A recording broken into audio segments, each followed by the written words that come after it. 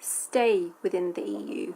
And now in recent weeks, there have been a number of polls showing a kind of sustained increase for support for independence, and many people looking into those polls. And obviously we have to take polls with a massive pinch of salt when it comes to this, but they do help to give us an indication of public thinking.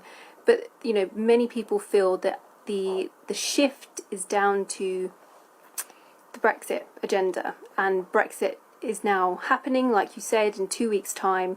Whether there is a deal or if there is a deal or if there isn't a deal, the rules with the relationship between the EU and the UK will be changing, so that relationship between Scotland as part of the UK will also be changing. So, you know, not everybody in Scotland is pro-EU and pro-independence. There was obviously a 38% 38% who voted to leave the EU, but you know, I think it's fair to say that the majority of people in Scotland, or voters, and those voters we've seen voting in the last few elections, have tended to be the kind of pro-EU voters. So there is a kind of strong majority there for people wanting to stay within the EU. So, you know, many people within Scotland will be looking at Brexit and what's happening and coming so close down to the wire and just feeling quite uncomfortable with the whole thing.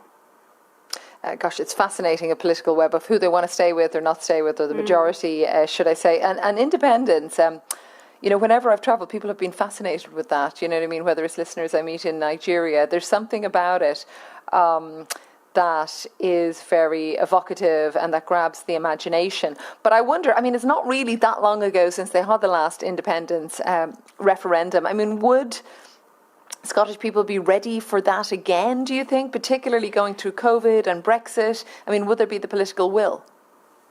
Yeah, that is, you've exactly hit the nail on the head. That is exactly the conversation that many people are having right now. While we've seen these polls indicate that people would want, the people answering questions in these polls would want independence, there is a whole range of questions about, you know, we just had one 6 years ago in 2014. You know, is it really time for a new, fresh conversation about that, and to kick up all the constitutional questions that you would have to answer as part of that? And like you said, in the middle of a pandemic that the UK and the rest of the world is still trying to grapple with and kind of get under control. Many unionists who want the UK to stay together, their argument is exactly that. You know, now is not the time. We're going through Brexit, we're going through a pandemic. This is not the time to be rethinking the UK's constitutional settlement. Many people on the other side who want independence say the exact opposite, as you'd expect. They say this is exactly the time, because what it would mean is that, you know, people in Scotland could decide for themselves how they would like the economic recovery to go after the coronavirus pandemic, and what kind of country they want to be, you know, outside of, you know, I think the pandemic has taught a lot of people, you know, what's most important to them, especially in the UK. And many people who are pro-independence in Scotland say that this is exactly the time to kind of shape the country in the way that they feel that being part of the UK wouldn't enable them to do. So that question is raging. The UK government has ultimate control over whether there would be an independence referendum or not. And very clearly they have said since the 2014 referendum that the answer would be no to holding another independence referendum. Really interesting stuff. Rajiv Sandhu, thank you so much for joining us here on OS.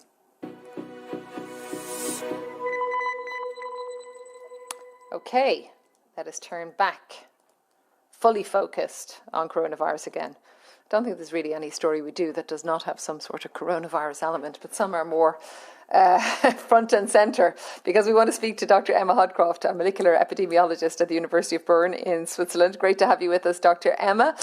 Our virus hunter, you are perfect to answer what a lot of people want to know.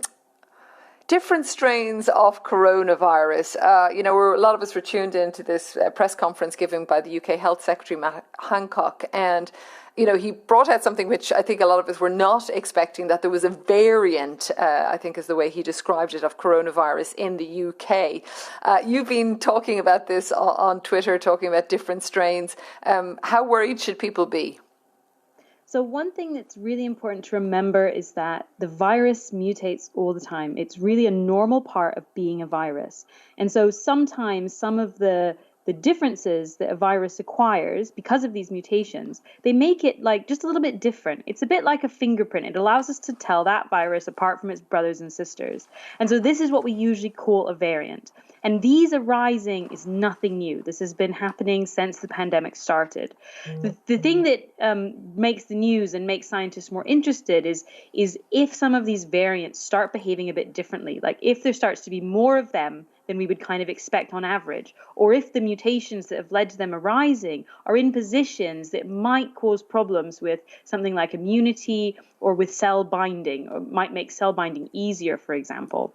And that's the case with this variant that's arisen in the south of England. Now, front and center, I want to say that we don't know for sure if any of these mutations have an effect, but they're in places that have caught scientists' attention. And of course, we know that in the south of England, there's been a rise in cases as well. But one thing that's important to keep in mind is we don't know whether this variant was just pulled to prominence because of that rise in cases in the southeast, so it just happened to be the one along for the ride, or if it's somehow causing that rise in cases. And at the moment, we just don't know, but scientists are hard at work to try and figure this out. Okay, I think Matt Hancock said that it appeared to be spreading faster, if I've got that correctly. And I'd also like you to talk a little bit more about the cell binding you mentioned there. What's the significance in that? So the virus infects cells it has a thing called the spike protein that we've probably all heard about at this point. It sticks out of the virus, and it's the part that binds to the cell and actually lets the virus in. It's kind of like the lock to a door. It lets the virus get into the cell. The worry is that if the virus is sometimes better at getting a hold of cells, it has to be in a particular position in order to grab hold of the cell. And it changes between being in that position and being in another position. We call it open and closed position. If it spends more time in open position, it might be able to infect cells a little bit better, and that might mean that it ends up being more transmissible, for example. As you said, okay. We do see in the southeast that there's a rise in cases, but we don't yet know for sure if it's because the virus has become more transmissible or if this mutant's just been dragged up with the case numbers. Okay, so we're going to think about that and we're going to keep calm and carry on. Let me move to beaches and South Africa. Winter here, a bit chilly. Wouldn't really be thinking about the beach right now, maybe apart from a brisk walk in the Northern Hemisphere. But Southern Hemisphere, so South Africa, it is summertime. There's a conversation about how to behave on the beaches. Some have been shut down. There's criticism on the beaches of people who aren't social distancing or maybe wearing masks. I want to bring a message that we received. Let's listen. Hi, this is Mello Gilbert from Durban, South Africa. I would just like to express my disappointment at how some of our South Africans are behaving regarding restrictions on the beaches during the public holidays. I mean, they're not getting the point that crowds spread the virus quicker than anything. And, they're assuming, well, if we're going to be restricted on the 16th of December, we'll just all go together to the beach on the 17th of December so that it's not exactly breaking the law. Not getting the point that it's just the crowd that's the problem. And of course, public holidays were identified because those are the days where the beaches are crowded generally. So I've heard a lot of talk whereby people are saying that they're going to avoid the beaches on the public holidays, like sort of obey the laws and then go on days that are not public holidays, which really defeats the whole point. Thanks, Mello, for that message. Okay, Dr. Emma, we've got about a minute. I mean, they're outside. Is the transmission risk as high as Mello is concerned? So certainly outside, the transmission risk is probably lower. And that's just because the small droplets that come out of your mouth, if you're outside, they can float away harmlessly on the wind and disperse to a degree that they won't infect anyone. Whereas inside, they can build up in the room and make that risk higher. On the other hand, though, of course, if you're outside but you're really close to people, then those droplets might get to them before the wind or the air movement can carry them away. So it still matters to pay attention to your behavior when you're outside. So I definitely would advise people, don't go in crowds to the beaches. Avoid crowds. If you're meeting up with friends, keep distance from them.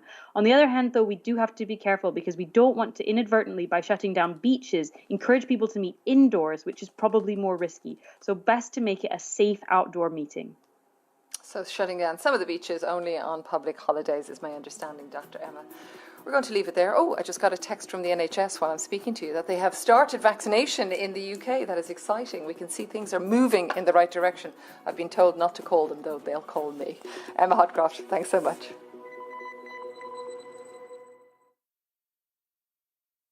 This is the BBC World Service. What can a body reveal about a person's life? Deafness, inflammatory bowel disease, heart rhythm disturbance, manic depressive disorder, fevers and headaches, liver failure, congenital syphilis, lead poisoning, mercury poisoning. Beethoven, the composer of some of the world's most recognisable pieces of music.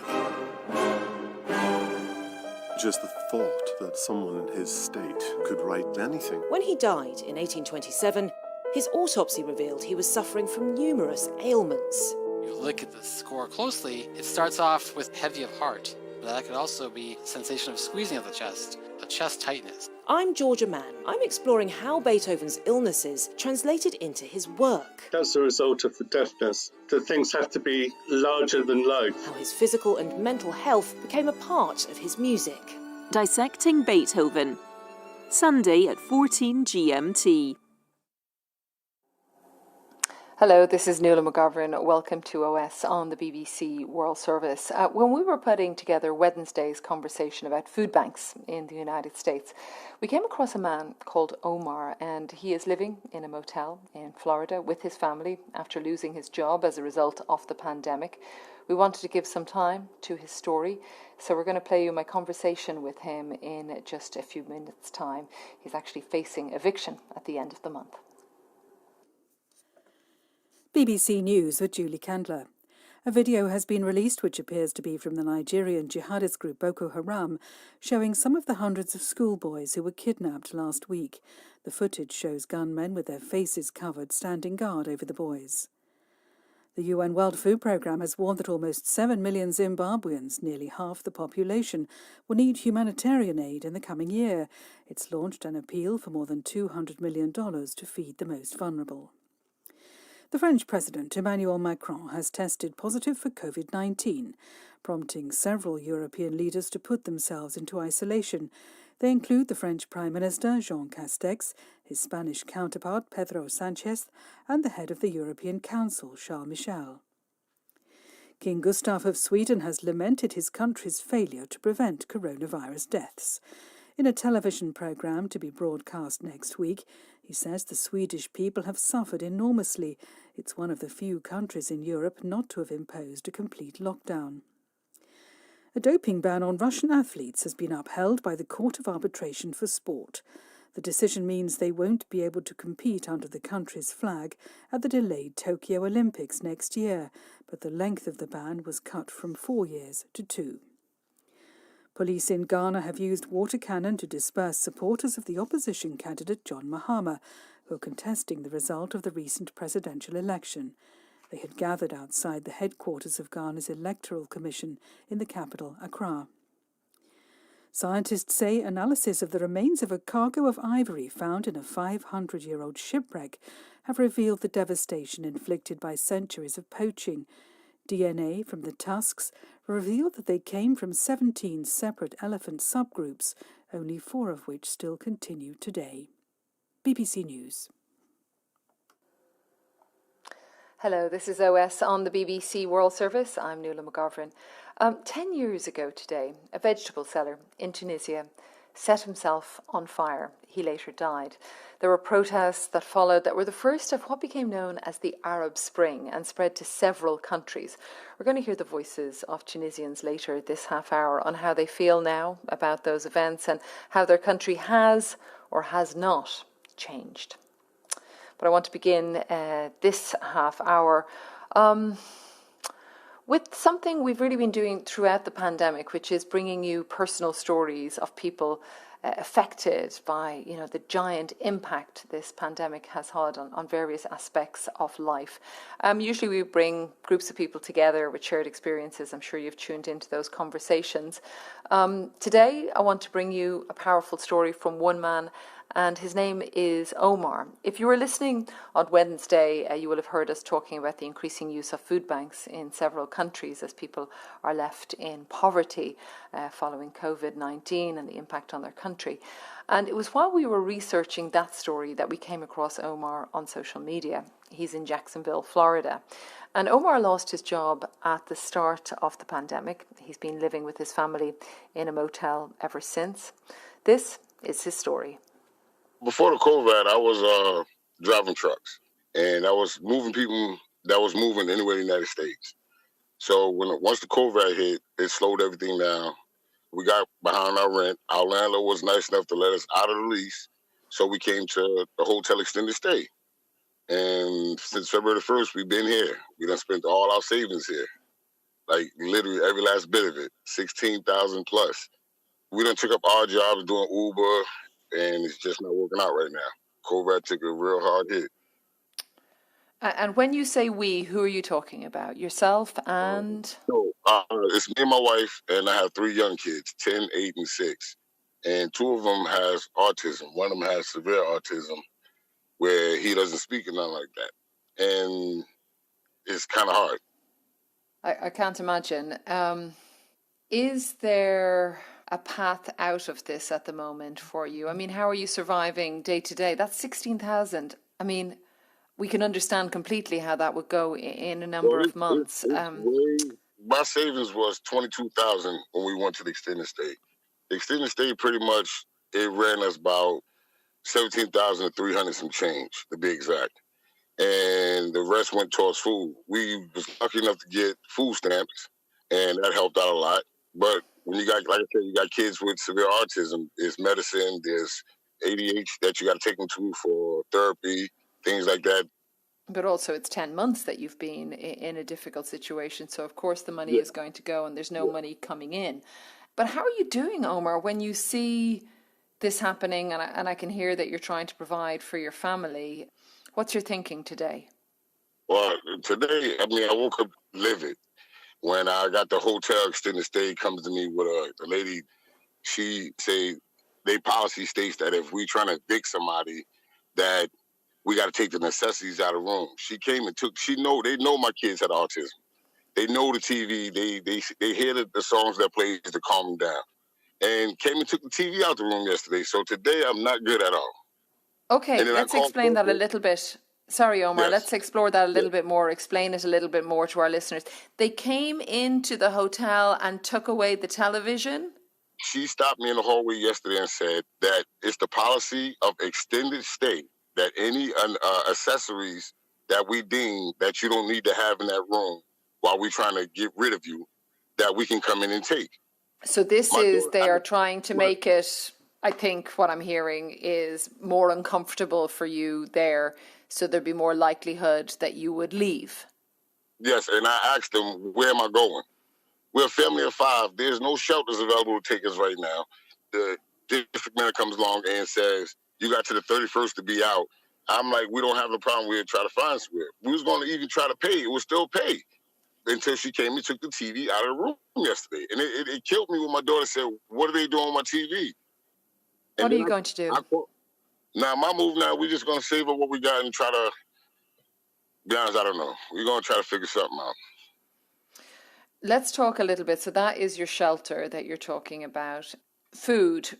Let's talk about that. You mentioned that you have food stamps, which is one of the systems within the United States to be able to buy certain products within the supermarkets. But you've also been using food banks. Tell me a little bit about that.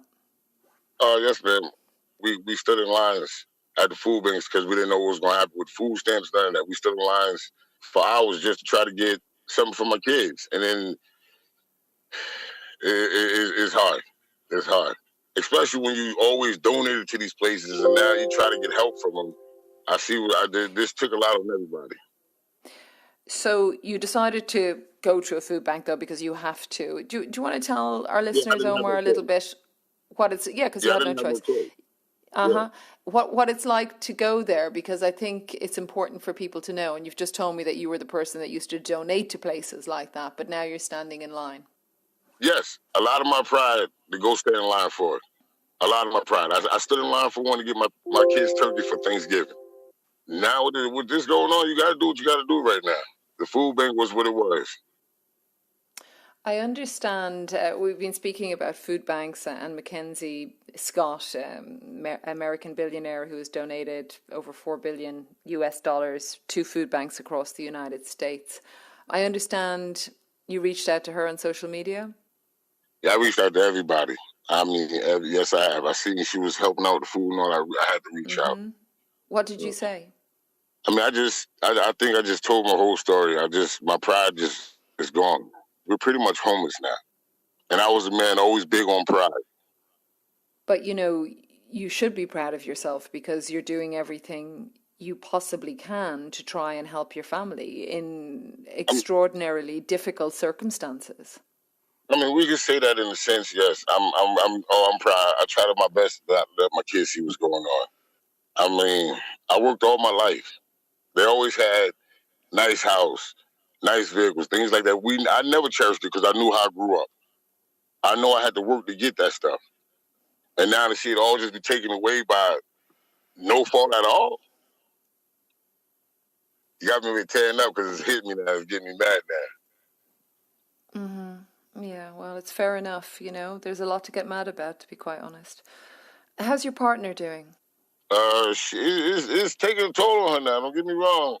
When she spent 95% of the time with, like I said, a young man with autism that don't speak, it's real rough, y'all. But she's trying to stay strong. I give her that. I love her to death. She's trying to stay strong. I feel bad asking you this, Omar, but what do you think you'll do on the 31st? God's truth, I have no idea. We sitting together now trying to put something together. We have a little bit of change. We like maybe $200 we saved up from doing DoorDash and all that. But that's not going to get us nowhere. But we trying to save up every we can from here to then. And I feel bad. It's just the timing. It's the holidays. It's the timing. I sit up at night trying to think, how do I explain to my kids they can't have no Christmas because we got to get out of here in a few days. They put their tree up. Next lady going to come in and tell me they're not supposed to have their tree up. Omar, we'll check back in with you. All I can do is wish, for something wonderful to happen for you, in the coming weeks, and that something emerges, a path out of this, I'm just so sorry that you're going through that and your partner and your kids, but you sound amazing. And, Thank you. Thank you for sharing your story with us. I think a lot of people, either it will resonate or open their eyes, perhaps, in a way, about what some people are going through. Yeah, I'm praying for everybody out there, not just me. And thank you for listening to my story very much. That is Omar, and what a story. Just lays it out, what he has gone through from being somebody with a roof over his head and a job and being able to provide for his kids to where he is now. I want to bring in the BBC's business reporter in New York, Samira Hussain, who has been listening also to some of Omar's story there. And, Samira, I was trying to think with Omar, what would be the way out? What is there for somebody like him as the government and the lawmakers, haggle over some sort of stimulus package that might trickle down to Omar?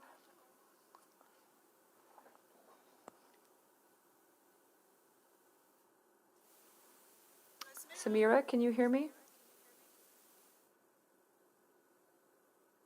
I think Samira's line might have gone down. I can tell our listeners, though, a little bit, because this is actually happening right now, kind of as I see lines coming in on the news wires. A lot of this is about the tussle, shall we say, between Democrats and Republicans in Congress. So there's a $900 billion stimulus deal, right? So they're trying to deliver more emergency aid to states that are struggling. But let me bring in more of an expert on this, who is Samira Hussain. Hi, Samira. I think the line is a little dodgy. Do you know why it might be, actually? They're having the most giant snowstorm at the moment in New York, and the one thing I do know is sometimes crazy weather can kind of cause your technology to go a little bit crazy as well. So that might be happening where Samira is. The one thing I will say just with that package, just while I'm thinking about Omar, is if this happens, there'll probably be a stimulus payment of about $600 to all American adults. But like, how far will that go, I was wondering. And then a temporary infusion of jobless aid of about $300 a week, and perhaps rental and food assistance. However, the deal isn't done. I did see one of the Republicans saying they'll probably have to work through the weekend to try and agree on some of those details. I'm sorry we couldn't get to Samira, but I want to thank Omar for telling his story.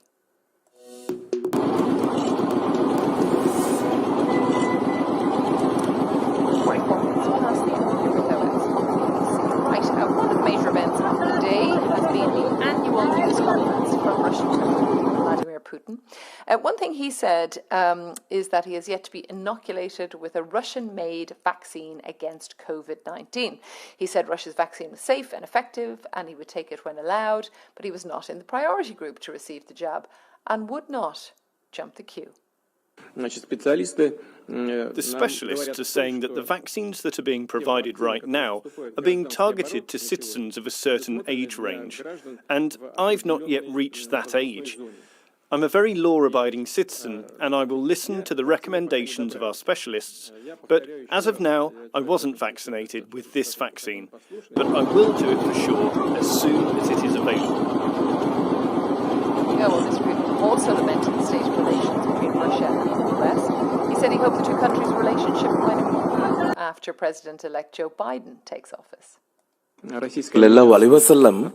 Russian-American relations have become hostage to domestic politics in the United States itself, but in fact it's up to them. In my opinion, this is bad for them themselves, but this is their choice. Let them do what they want. We proceed from the assumption that the new have arisen like this.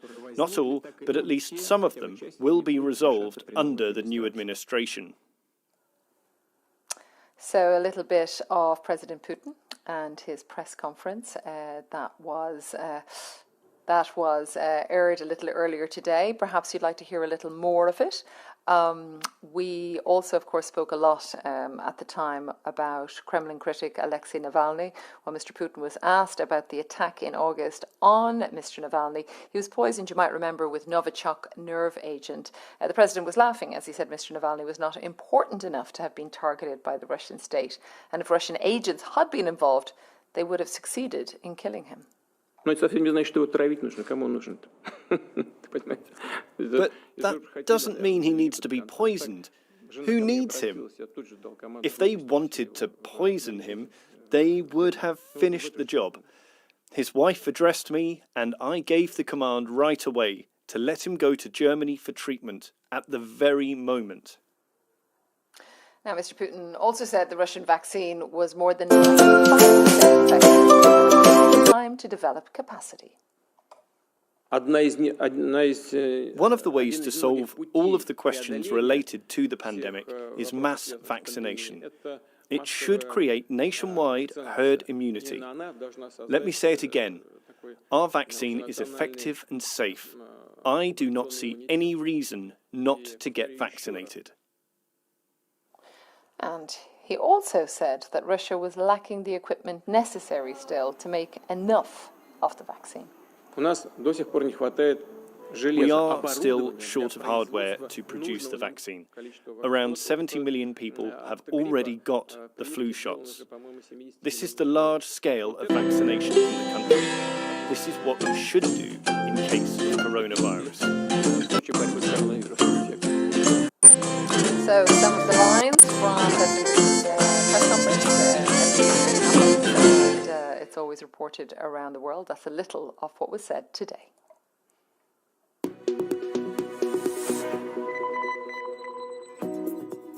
Nuala McGovern with you on this service. Let's take a look at the stories behind it. Bill Ross from BBC News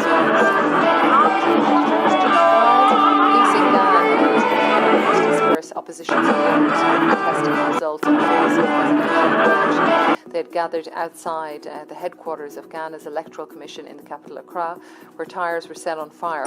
Similar protests have been held in other regions. The police said some arrests were made. A former associate of deceased sex offender Jeffrey Epstein has been detained in France. French media report that a prominent French modelling agent, Jean-Luc Brunel, has been held on suspicion of rape, sexual assault and human trafficking. Mr. Brunel, who is in his 70s, denies wrongdoing. And George Clooney has said that fellow actor-producer Tom Cruise did not overreact when shouting at a film crew for breaching COVID guidelines. Clooney told Howard Stern, who's a shock jock on US radio, that he wouldn't have done it quite that personally, but that he totally understood Cruise's responsibility for all involved. Let's get sports headlines now. Katie Smith's back with us. Hi, Katie. Hi, Nuala. Well, we're starting on the subject of concussion because the Premier League says it's hoping to start permanent concussion substitute trials in the new year. It's after they were approved for any leagues to use on Wednesday.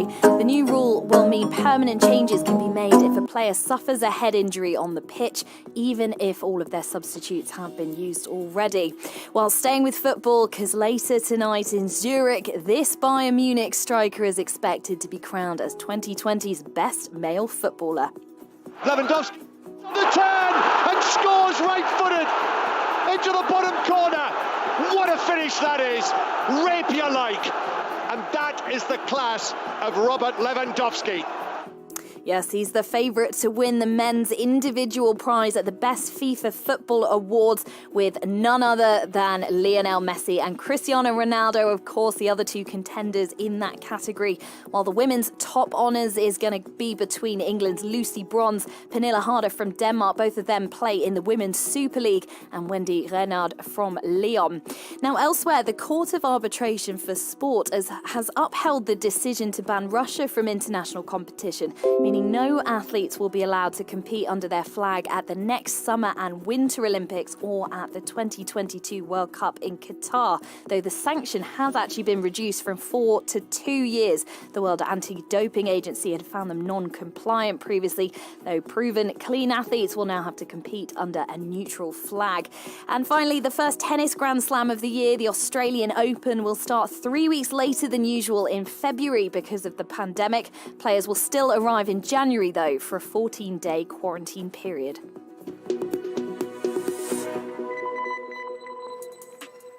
Thanks very much, Katie. Right, let us move on to the 10th anniversary, as it is today, of the start of what became known as the Arab Spring.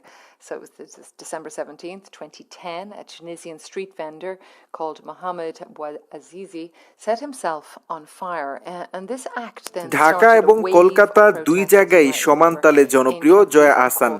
তবে ঢাকায় তার আসল শেকড় আর places like Tunisia, Libya and যেহেতু Egypt as আমার well ক্লান্তি আমার অবসন্নতা। Syria and Yemen. I want to bring in my colleague Sally Nabil. She's the BBC Arabic's bilingual correspondent in Egypt আমার মন and in the Middle ভালোর East. জানালা With কথাগুলো us now. Hi Sally, good to have you with us. How is today being seen or marked in Tunisia? Mixed feelings, actually. Tunisia, let us say that Tunisia is perhaps the only success story in the Arab Spring because it managed to hold free elections, and it's a country where people can speak up openly against the authorities. This is not the case in other Arab countries where the Arab Spring took place, but a lot of people are unhappy at the moment. A lot of Tunisian young men and women are unhappy because of the economic দুই বাংলার গুণী অভিনেত্রী জয়া আহসান কলকাতা ও ঢাকা কিন্তু তিনি জনপ্রিয় বাংলাদেশ এবং কলকাতায় for not making enough decisions to improve people living conditions. So although they enjoy political freedom, but they have a lot of economic trouble. I understand. I want to bring a couple of messages that we received. সামাজিক যোগাযোগ মাধ্যমগুলোতে অবশ্যই comment করে জানিয়ে দিবেন। My name is Malek Hamdi Malek. I'm a recently graduated from English Basic Education, specialized in teaching English as a foreign language in Tunisia. So for us, the revolution was not about democracy, but it was first and foremost about improving our daily lives. এর ভেতর It দিয়ে was a বয়ে আসা fight for হাওয়ায় dignity, ঝাপটা bread, and কোথায় social উড়িয়ে নিয়ে justice. যেত We আমার protest ক্লান্তি, against আমার political অবসন্নতা। corruption, আহা, আমার poverty, মন ভালোর political জানালা। repression, কথাগুলো বলেন দুই marginalization, বাংলার and গুণী the high অভিনেত্রী and Jaya Ahsan. huge percentage Kolkata O of ঢাকায় youth সমান্তরালভাবে কাজ employment. করছেন। We thought that our success story of Arab Spring will change many things, but unfortunately, 10 years after the Ben Ali's regime, we are facing economic, social, and security challenges.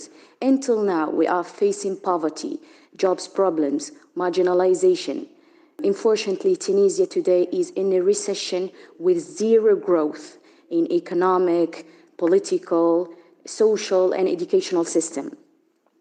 Actually, all the government are failing one after other in achieving the revolution goals. Hello, my name is Bashir Jouini. I'm from Tunisia. After 10 years, we made a revolution. Our revolution succeed in the political side, but I can say that the economic side does not work the way how we wish. I think that this is a problem, but I think after revolution it's better than before revolution. We made a revolution, and I see that speaking with BBC, it's that we made revolution. We does not have the opportunity to speak with either Tunisian media nor foreign media 10 years ago. It's clear that the economic side does not work, but it does not work only in Tunisia. It does not work in all around of the world, but like all revolutions, we must give time to succeed in the goal of revolution. Tunisian people can live in democracy and can live in liberty and also can live in prosperity. And really interesting to hear their voices. Thanks, Bashir, and thanks, Malik, as well. Sally, I mean, I think Bashir has a lot of patience there for the process. Malik, maybe a little less so. But how did it spread then from Tunisia to the other countries? And why do you feel perhaps more successful in Tunisia than some of the other places? It all started with Mohamed Bouazizi, the street vendor who set himself on fire after a quarrel with a policewoman. After that, thousands of Tunisians took to the street calling for democracy, freedom, and they eventually managed to unseat their long-term ruler, President Ben Ali, who fled to Saudi Arabia. That Tunisia was the trigger that sparked widespread demonstrations across many Arab countries, including Egypt, Libya, Syria. But in Libya and Syria in particular, for example, that protests eventually descended into civil war, chaos, bloodshed, hundreds of thousands of people killed, millions fled the countries as refugees, and thousands have been internally displaced. In Egypt, for example, we are almost back to square one, where we have a military-backed rule. Tunisia is regarded as a success story because, as I said, they enjoy political freedom that is deeply missed in many other Arab countries. They can speak up freely. They can criticize the state, criticize the government. Many Arabs do not enjoy this luxury. But when it comes to the economic side, a lot of people are pretty unhappy and frustrated. And I wonder then, can that change, or what does Tunisia need next then, if in fact they're able to, what I think I'm hearing, is get their young people employed? Yeah, unemployment is very high among young people who are the majority of the Tunisian society. Many young men cross the Mediterranean trying to find their way into Europe through illegal immigration. Also, a lot of Tunisian young men have joined the so-called Islamic State, the jihadist group, over the past years. Many of them were unemployed and kind of desperate. I remember that I've met a couple of Tunisian young men who made it to Europe, but they were sent back, and they told me, we live like rats here. We want to get out of this ditch. That's the exact word they told me a couple Dhaka এবং কলকাতা দুই জায়গায় সমানতালে জনপ্রিয় জয়া আহসান। তবে ঢাকায় তার আসল শেকড় আর কলকাতায় মেলেছেন ডালাপালা। Make important and significant decisions to make people's lives better. I understand. Gosh, so interesting. And I don't know, for me anyway, it's definitely like, my goodness, 10 years have passed. I so remember when that story happened, and very interesting to kind of take some time to go back and remember exactly how it all evolved. Sally Nabil, thank you so much for spending some time with us here on OS. Sally is the BBC Arabic's bilingual correspondent in Egypt and also across the Middle East. Thanks so much for joining us. Maybe you want to add your voice. It is +44 77 30 75 1925. Particularly if you're in Tunisia, I'd love to add your voice to the programme. How has it been for you? Maybe you've grown up in these past 10 years. We'd love to hear your perspective. You're listening to OS from the BBC.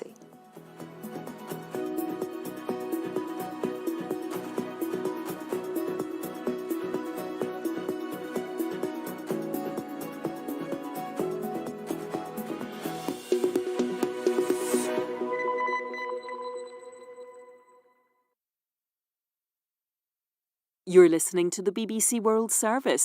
Dhaka এবং কলকাতা দুই জায়গায় সমানতালে জনপ্রিয় জয়া আহসান, তবে ঢাকায় তার আসল শেকড় আর কলকাতায় মেলেছেন ডালাপালা।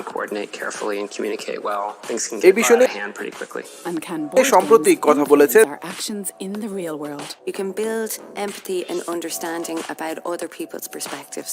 Board games, the politics of play. Saturday at 5:30 GMT. Kolkata আমার জীবনের বিচ্ছিন্ন কিছু নয়। ঢাকা যদি হয় শেকড়, কলকাতা আমি ডালপালা মেলেছি। Stalin liked to get people drunk and wheedle information out of them, but for many years no one knew where his amazing wine collection was hidden. We go on an adventure to Georgia with an Australian wine merchant who got a tip-off. Now we return to OS here on the BBC World Service, the world's radio station.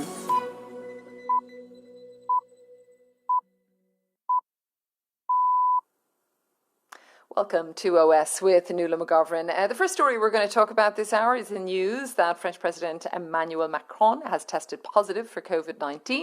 He is now self-isolating. So are other European leaders who've had face-to-face meetings with Mr. Macron over the past few days. We're going to connect with our correspondent in Paris to hear how French have been reacting to this news. Another president making headlines today, that's Vladimir Putin of Russia. In his end-of-year press conference today, he was answering reporters' questions for 4.5 hours. One of the things that came up was the recent media investigation that had blamed Russian state agents for the poisoning of opposition leader Alexei Navalny. But Mr. Putin reacted by laughing at those claims and dismissed the inquiry as a trick aimed at attacking the top people. Well, we're going to go to Moscow as well to hear what other questions the journalists were able to put to the president. Hello, this is Julie Candler with the BBC News. A video has been released which appears to be from the jihadist group Boko Haram. Kolkata আমি ডালপালা মেলেছি। ওই যে আমার বাড়ির জানালা, তা তো যে কোনো বাড়ির চোখ। কলকাতার বাড়ির এই দীঘল চোখের জানালাটাই ছিল আমার মুক্তির দরজা। Maini Jones reports. We spoke to the governor of Katsina State in northwest Nigeria, and he told us that the government would not be negotiating with the criminals that kidnapped the children. They say they don't pay ransoms to kidnappers. In the video, the child does ask them to pay, so it puts the government in a rather difficult position. But this is something Boko Haram has done before. They released a similar video back in 2014 when they kidnapped the Chibok girls, and at the time it was meant to elicit Kolkata আমার জীবনের বিচ্ছিন্ন কিছু নয়। ঢাকা যদি হয় শেকড়, কলকাতা আমি ডালপালা মেলেছি। ওই যে আমার বাড়ির জানালা, তা তো যে কোনো বাড়ির চোখ। কলকাতার বাড়ির এই দীঘল চোখের জানালাটাই ছিল আমার মুক্তির দরজা। Who's tested positive for coronavirus. Mr. Macron has mild symptoms and will work remotely for 7 days. His Prime Minister, Jean Castex, is isolating, although he's tested negative. King Gustaf of Sweden says that his country has failed in its efforts to tackle the coronavirus. In excerpts from a television বাড়ির এই দীঘল চোখের জানালাটাই তাই ছিল আমার মুক্তির দরজা। এর ভেতর দিয়ে বয়ে আসা হাওয়ায় ঝাপটা কোথায় উড়িয়ে নিয়ে যেত আমার ক্লান্তি, আমার অবসন্নতা। আহা, আমার মন ভালোর জানালা। কথাগুলো বলেন দুই বাংলার গুণী অভিনেত্রী জয়া আহসান। কলকাতা ও ঢাকায় সমান্তরালভাবে কাজ করছেন জয়া আহসান। করোনা সংকট শুরুর সময় কলকাতা থেকে Sweden has never imposed a full lockdown, trusting to people's strong sense of civic responsibility. The government has been criticised for shunning strategies adopted elsewhere. Death rates, especially in care homes, are among the highest in Europe. International sport's highest court has upheld a doping ban on Russia, which means their athletes won't be able to compete under the country's flag at the শুরুর সময় কলকাতা থেকে ঢাকায় ফেরেন তিনি, তারপর দীর্ঘদিন অন্য সবার মতো ঘরবন্দি সময় কেটেছে তার। Here's Alex Capstick. Russian athletes will be allowed to compete at these international events, but they'll have to prove that they are not linked to any historic or current সময় কলকাতা থেকে ঢাকায় ফেরেন তিনি, তারপর দীর্ঘদিন অন্য সবার মতো ঘরবন্দি সময় কেটেছে তার। করোনার কারণে তার বেশ কিছু কাজ থমকে ছিল। অবশেষে আবারও উড়ে গেলেন জয়ার প্রিয় কলকাতা শহরে, প্রিয় দীঘল চোখের জানালার টানে। কলকাতার Jodhpur park a team called the Olympic Athletes of Russia were allowed to compete, but they weren't allowed to compete in the বাড়ি Russian নিয়েছেন colours. Jaya. There was no Russian বুধবার 16 ডিসেম্বর রাতে ঢাকা থেকে কলকাতার উদ্দেশ্যে উড়ে যান তিনি। দীর্ঘদিন পর প্রিয় শহরের প্রিয় বাড়িতে ফিরতে পেরে জয়ার উচ্ছ্বাসের শেষ নেই। আর সেই অভিব্যক্তি প্রকাশ করতে গিয়ে এসব কথা বলেন এই অভিনেত্রী। তবে কলকাতা ফিরেই ব্যস্ত হয়ে পড়েছেন জয়া। বৃহস্পতিবার 17 ডিসেম্বর থেকে আবারও কাজ। UN human rights experts have called for an independent investigation into the killing of a 15-year-old Palestinian boy. শহরের প্রিয় বাড়িতে ফিরতে পেরে জয়ার উচ্ছ্বাসের শেষ নেই। আর সেই অভিব্যক্তি প্রকাশ করতে গিয়ে died after being shot during a protest in the occupied West Bank earlier this month. The UN experts said the security forces were in no serious danger and that the boy's death was a grave violation of international law. Police in Ghana have used water cannon to disperse প্রকাশ করতে গিয়ে এসব কথা বলেন এই অভিনেত্রী। তবে কলকাতা ফিরেই ব্যস্ত হয়ে পড়েছেন জয়া। বৃহস্পতিবার 17 ডিসেম্বর থেকে আবারও কাজ শুরু করছেন তিনি। Where tires were set on fire.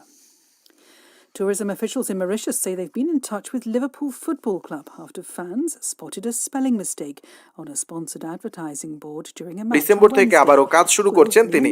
Takes up the story.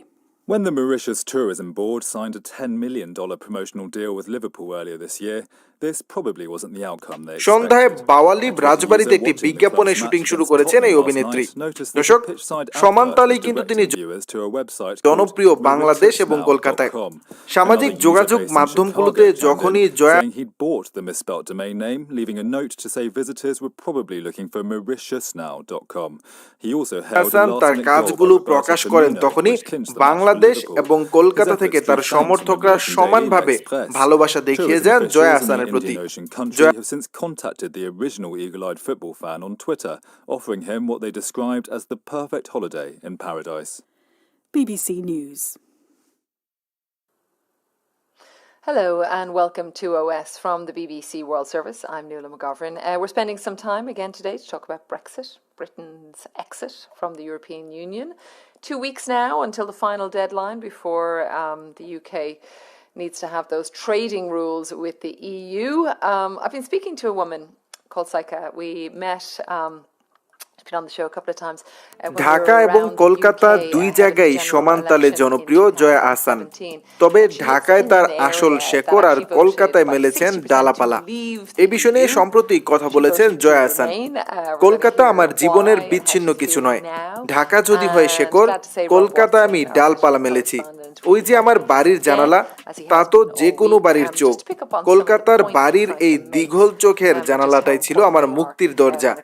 এর ভেতর দিয়ে বয়ে আসা হাওয়ায় ঝাপটা কোথায় উড়িয়ে নিয়ে যেত আমার ক্লান্তি, আমার অবসন্নতা। আহা, আমার মন ভালোর জানালা। কথাগুলো বলেন দুই বাংলার গুণী অভিনেত্রী জয়া আহসান। কলকাতা ও ঢাকায় সমান্তরালভাবে কাজ করছেন জয়া আহসান। করোনা সংকট শুরুর সময় কলকাতা থেকে ঢাকায় ফেরেন তিনি, তারপর দীর্ঘদিন অন্য সবার মতো ঘরবন্দি সময় কেটেছে তার। করোনার কারণে তার বেশ কিছু কাজ থমকে ছিল।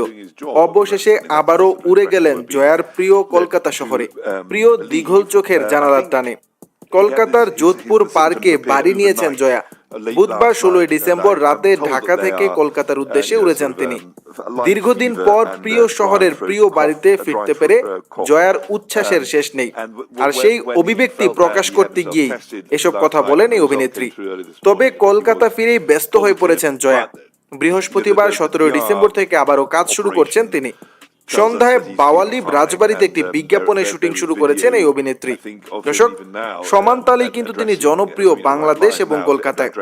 সামাজিক যোগাযোগ মাধ্যমগুলোতে যখনই জয়া আহসান তার কাজগুলো প্রকাশ করেন, তখনই বাংলাদেশ এবং কলকাতা থেকে তার সমর্থকরা সমানভাবে ভালোবাসা দেখিয়ে যান জয়া আহসানের প্রতি। জয়া আহসান কলকাতা এবং বাংলাদেশ দুই জায়গায় সমানভাবে কাজ করেন। এই বিষয়গুলোকে আপনারা কিভাবে দেখছেন তা অবশ্যই কমেন্ট করে জানিয়ে দিবেন। Everything as normal, especially given that much of the machinery of government already is geared around video conferencing. So unless there's a significant turn for the worse and he starts feeling terrible, it doesn't look like it's going to make a huge difference to the way the country is being run. I'm wondering if you know, Hugh, who else got tested. I felt like there was kind of a running commentary on the newswire of, who's positive or who's negative. Has he been mingling of late? Well, yes. I mean, I think he mingles permanently, so I don't think he's had a particularly unusually busy week, but it's been busy. And you're right, everyone has been rushing back through his diaries. I mean, the first thing we did here at the BBC was to sort of get up the Elysee website and see who he'd seen officially this week. But of course, then on top of that, there are other things which aren't really on his diary, public diary, which we may not know about. And there were sort of key meetings.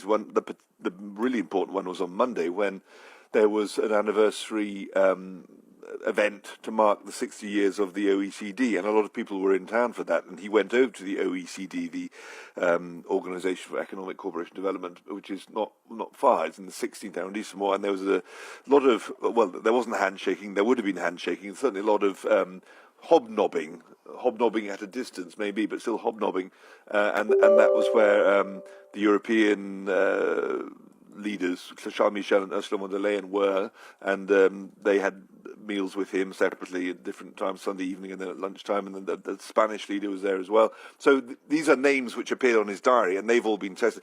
And I don't think any of them have come up positive, and I'm just looking at the wires now. I think Brigitte Macron, his wife, tested today after her husband was diagnosed, and she's come up negative. So there's a lot of testing going on of some quite important people. Well, I saw the Irish Taoiseach Prime Minister. He is also tested negative, who was with Mr. Macron as well. I'm just wondering, however, though, I mean, what is the situation, Hugh? How would you describe it now in the capital and France when it comes to coronavirus? They've had severe lockdown at certain points, but right now, well, it's been getting better, and the feeling was that we'd turned the corner of the second wave, and the country was coming slowly out of the lockdown, which was started at the beginning of November, when things were looking particularly bleak. A month later, it looks much better, so we were gradually coming out of lockdown, and the lockdown officially ended on Tuesday, but now there's just an overnight curfew to keep people indoors and stop them socialising in the evening. But the optimism is slightly kind of offset by figures which show that the numbers are actually going up now. So the feeling that we were all sort of gradually on a nice downhill slope towards vaccinations and it all being over has slightly been knocked askew, because numbers are going up again, and there's now a lot of warning out there about Christmas approaching, about how in other countries like Germany things are taking a distinctive turn and Britain a really clear turn for the worse, and let's not let that happen here. Thanks so much, Hugh Schofield, giving us a snapshot of life in Paris and France, and the talking point of Mr. Macron testing positive, but happily his wife Brigitte Macron testing negative at the moment.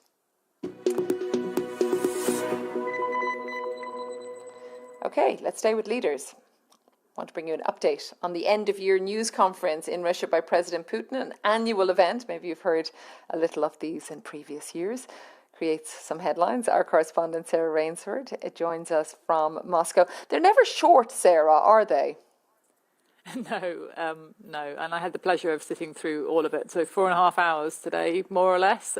President Putin, this time though, on a video screen, a giant video screen from his residence, his official house, I suppose, in Novogorod, just outside Moscow, and he was broadcasting or being questioned by groups of people, not just here in Moscow, but also in the regions. Those regional journalists normally converge in Moscow for this event every year, but this time they were kept in their regions. And in fact, it was interesting, this obviously because of the COVID crisis, and even the COVID measures, anti-COVID measures, went so far as whenever anyone had asked a question with a microphone, the fluffy cover off the microphone was removed and put into a plastic bag and handed to the questioner as a gift, a memento, and a nice clean and COVID-free microphone cover was then put on the microphone. Okay, I'm sure that was appreciated. So that's a little bit about coronavirus and how it is impacting on the news conference. Anything else really strike you with what he said when it came to the virus?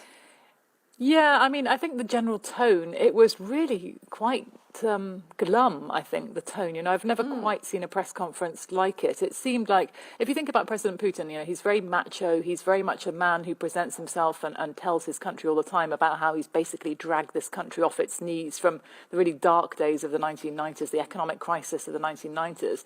And he's made Russia strong. He's made it, he thinks, respected on the world stage. Certainly he stands up, he believes, for Russia's interests and for the interests of Russia's people. So this time, what he was facing and what he is facing is a pandemic, which has basically left him pretty powerless. So we heard a lot of journalists, even kind of loyal journalists, newspaper writers mostly, relaying to him, I think, the concerns of their audiences, their readerships, and sort of saying, you know, that some of their readers are telling them that they've never had it so bad, you know, that things are really difficult. They're talking about the economic impact, really, of COVID and how people have lost their jobs, how much it's hit their income, their disposable income. And so it was quite an interesting snapshot of life around the country, because, you know, sometimes sitting here in Moscow and looking at how Moscow, for example, has dealt with COVID, yes, there are problems, but it's so much easier here where all the resources are concentrated. And in this sense, you know, it wasn't so much about the sort of health impact and the number of people dying from COVID. It was about the economic impact that people were really bothered by. And they were sort of peppering President Putin via the journalists with all sorts of questions and talk of problems. Well, our colleague, Steve Rosenberg, I believe he did manage to get an answer from President Putin. For those that haven't caught it yet, do you want to tell us a little about it? Yeah, he did. I mean, he drew the lucky straw of sitting in front of that TV screen today in the conference centre, whilst I sat in front of the TV screen in the office.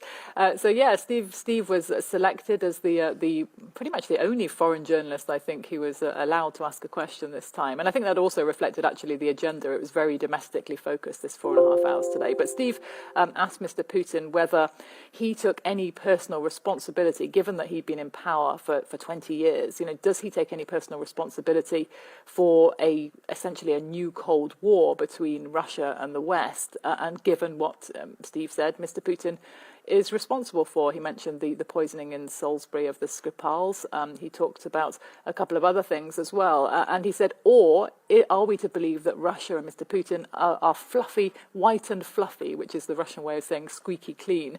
And Vladimir Putin came back at that and basically said, look, we are white and fluffy. It's the West that's aggressive and barbed, as he put it, spiky and aggressive. Yes, we are the white and fluffy ones. And he presented then his vision of how Russia is innocent and that the West had essentially broken all its promises to Russia,